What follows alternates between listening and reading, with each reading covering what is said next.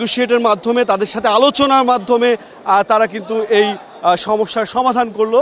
সেনাবাহিনী, র্যাব এবং আইন শৃঙ্খলা বাহিনীর সদস্যরা তারা কিন্তু এই সমস্যার সমাধান করলো এবং তারা বলছিলেন আমাদের কাছে যে দুপুরের দিকে এই ভিতরে 3 জন ডাকাত দেশি অস্ত্র সহ ভিতরে প্রবেশ করে এবং জিম্মি করে ফেলেন বেশ কয়েকজনকে, এবং যারা স্টাফ ছিলেন তাদেরকে জিম্মি করেন, যারা ভিতরে কাস্টমার ছিলেন তাদেরকে জিম্মি করেন।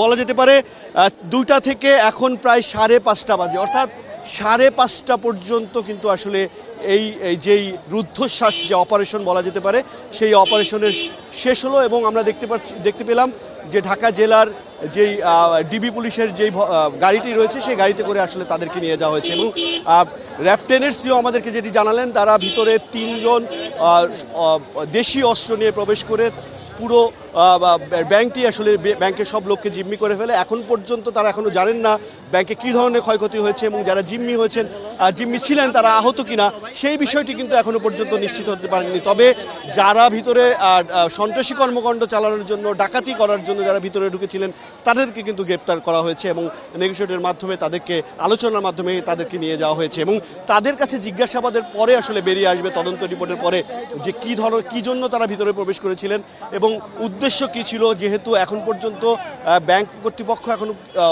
বলেননি যে তাদের ভিতরে টাকার কোনো ক্ষয়ক্ষতি হয়েছে কিনা কিংবা কারো ব্যক্তির ক্ষয়ক্ষতি হয়েছে কিনা সেই বিষয়ে কিন্তু এখনও পর্যন্ত জানা যায়নি। আপনারা দেখতে পাচ্ছেন যে এখানে উৎসুক যারা জনতা রয়েছেন তারা কিন্তু এই ভবনটিকে একটু ঘিরে রেখেছেন এবং আইন শৃঙ্খলা বাহিনীর সদস্যরা তারা কিন্তু বলা যেতে পারে যে যেই তাদের সফল অভিযান বলা যেতে পারে, কারণ যারা জিম্মি ছিলেন তাদের সাথে যারা জিম্মি করেছিলেন তাদের সাথে নেগোশিয়েট করে আলোচনা করে একদমই বলা যেতে পারে যে কোনো ধরনের উইপেন্স ইউজ না করে, অস্ত্র ইউজ না করে, গুলি ব্যবহার না করে কিন্তু আসলে সফলভাবে এই জিম্মিদেরকে তারা উদ্ধার করেছেন।